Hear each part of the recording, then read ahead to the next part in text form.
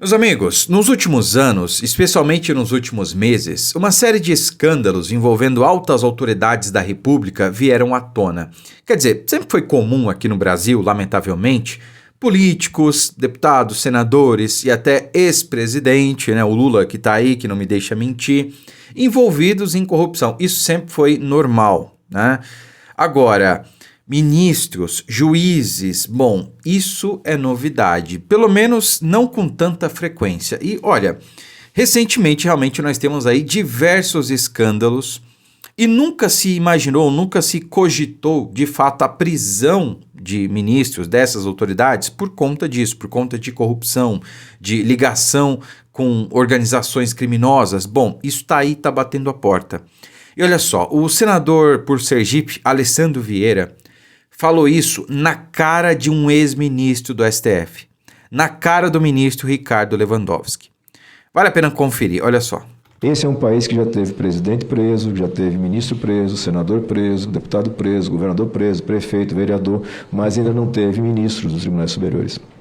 E me parece que esse momento se avizinha. Nós temos ministros que acham normal, cotidiano, caronas em jatinho pago pelo crime organizado, notoriamente pelo crime organizado. Não é surpresa. Descobri hoje que era crime organizado. Não, o cara sabe que é crime organizado. Entra no jatinho, vai para uma viagem paga pelo crime organizado, acessa um evento de luxo pago pelo crime organizado, se hospeda, come, bebe, pago pelo crime organizado e retorna a Brasília para julgar na nossa Corte Superior. E é um desafio muito grande, sabe, ministro? Porque isso eu falo de experiência própria. Desde 2019 que eu entro nessa casa, eu tento enfrentar esse problema. E não consigo ainda encontrar um caminho adequado. E eu usei o exemplo, evidentemente, da Suprema Corte, mas poderia usar do Senado da República, onde nós temos campanhas financiadas pelo crime organizado, na Câmara dos Deputados, da mesma forma, nas Assembleias Legislativas. Pois é, eu acho que o ministro Lewandowski não tinha muito o que falar depois disso, né? O Lewandowski que fez aquela jogadinha, né? Sai o Dino, vai para o STF, sai o Lewandowski do STF e vai para o lugar do Dino, né? Bom, disseram que o presidente Bolsonaro chamar o Moro para compor o seu governo era uma suspeição, né? Não, tá vendo? Ó, ele prendeu o Lula para poder ganhar um cargo no governo. O que dizer do Lewandowski, então, que saiu do STF para ir para o governo Lula? Então quer dizer que ele estava só despachando lá as vontades do Lula no STF? Bom, é o que dá a entender, a lógica é a mesma, não é? A isonomia passou longe do Brasil.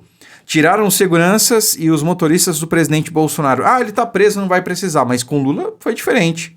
Os seguranças, os motoristas dele estavam lá, à disposição, enquanto o Lula estava na cadeia, por corrupção, inclusive, né?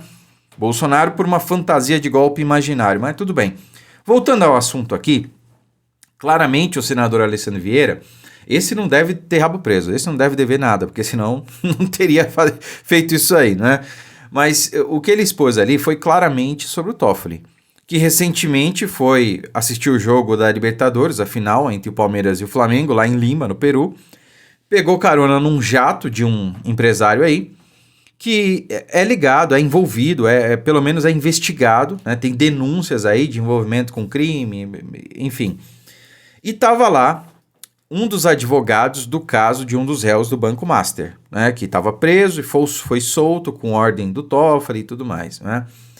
Então, assim, não adianta a Globo vir dizer que eles não falaram sobre o Banco Master. Você acredita? Você vai acreditar na Globo? Você vai acreditar que eles não conversaram a respeito do Master? É razoável um ministro que está julgando um caso do Banco Master viaja com o advogado de um dos réus do Banco Master? E quando ele volta para o Brasil, aí ele vai e decreta sigilo máximo. Cara, o Brasil virou uma coisa realmente que, se você falar para qualquer um lá fora, ninguém acredita. Isso aqui não é mais para amadores, isso aqui é a casa da mãe Joana. Aí você pega o caso da mulher do Alexandre de Moraes, né? Como estão dizendo aí, a página... Deixa eu pegar aqui, tem um vídeo que... Aqui, ó. A página Lisp ou Ilisp, enfim, no Instagram, fez um vídeo aqui, uma sátira, se assim eu posso dizer, né?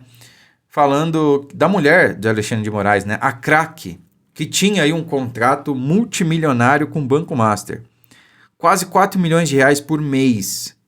para fazer nada. Não tinha um caso específico no contrato. E mais, era a prioridade máxima do Banco Master fazer o pagamento para a Viviane, esposa de Alexandre de Moraes. Então, tudo isso aqui não era comum antigamente. Agora virou rotina. Tem o escândalo envolvendo o Toffoli, porque tem gente normalizando aí essa viagem dele com um dos advogados dos réus, né? Que ele está julgando agora no STF. Mas esse caso envolvendo a Viviane Barça, esposa de Alexandre de Moraes. Temos já casos ligados aí a familiares de Gilmar Mendes, que no passado ele mandou que parasse de investigar. O COAF descobriu que tinha ministros ali, familiares de ministros movimentando valores suspeitos nas contas. O Gilmar mandou parar a investigação e ninguém nunca ouviu falar mais nesses auditores, né? Enfim, vamos assistir o vídeo aqui, que é interessante. Olha só, Neymar, Gabigol, Oscar, Hulk, a elite do futebol brasileiro. E no meio dessa lista de superastros, quem aparece? Viviane de Moraes, a esposa do Alexandre de Moraes, que não joga no Santos, não joga no Flamengo, não joga no Galo, mas parece ter acertado um contratão digno de craque. O escritório dela fechou um contrato de 3.600.000 reais por mês com o Banco Master, o mesmo banco investigado pela Polícia Federal na Operação Compliance Zero por fraudes financeiras. E não estamos falando de um contratinho não, eram 129 milhões de reais por 3 anos. Documentos mostram que esses pagamentos eram prioridade absoluta dentro do banco, mesmo ele estando em liquidação. Fora que o Banco Master patrocinou diversos eventos do STF. No Brasil, meus amigos, até craque de advocacia marca gol mais caro que camisa 10. Quer continuar entendendo o país por trás das manchetes? Siga o ILISP e compartilhe este vídeo. Bom, créditos então para a página ILISP aí no Instagram por ter feito o vídeo, né? Mas é a realidade que o senador Alessandro Vieira falou, não é? Ministros participam de eventos bancados pelo crime organizado, voam em jatos do crime organizado, pagos, tudo pelo crime organizado, vão a jantares, tudo pago pelo crime organizado. Quer dizer, não dá para alegar desconhecimento. Ninguém descobriu agora que tem coisa errada envolvendo o Banco Master. Ninguém descobriu. Quer dizer, até quanto isso vai durar, cara? Como é que isso aqui não revolta a esquerda? Você não vê o PT, você não vê esquerdista falando que é contra a corrupção, falando que a gente tem que ter leis mais duras contra a corrupção.